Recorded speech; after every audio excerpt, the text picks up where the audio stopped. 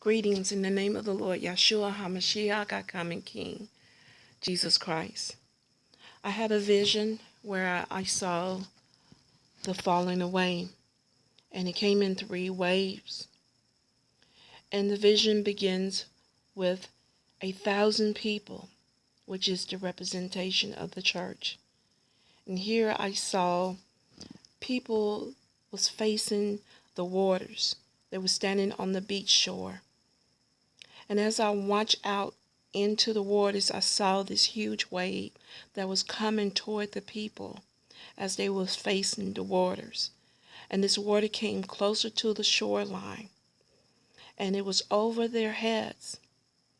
And as the water went over their heads and fell upon them, the water began to settle out.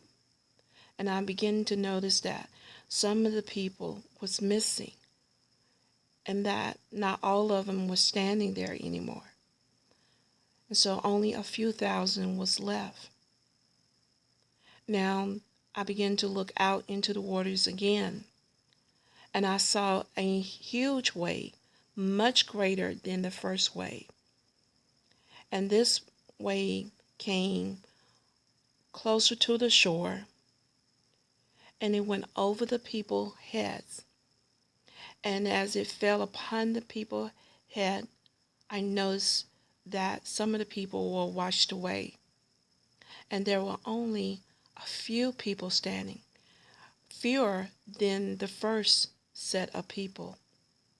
And I just thought to myself, wow, only a few people left? And so I began to look out into the sea, and I saw this massive, huge wave. It was very scary to look at, even had me trembling. It was roaring and very fierce looking. And the people stood there like they did before in the first and the second wave, facing the waves, and they did not move. And as this wave came toward the shore over their heads, the vision ended. And so I asked the Lord, what does this represent? So he told me that the first wave means false doctrines. Second wave means persecution. The third wave will be the mark of the beast. Now he said that there will be other ways that will be between here. That, but these 3 ways are the major event ways that will affect the church. He said, what is not rooted in me will be shaken out of its place. He also said that, many will perish because they ignore the truth. Now, Hebrew 12:27, verses 27 through 29 says, not this yet once more indicates that removal of those things that are being shaken as things that are made, that the things which cannot be shaken may remain. Therefore, since we are receiving a kingdom which cannot be shaken, let us have grace by which we may serve God acceptably with reverence and godly fear. For our God is a consuming fire.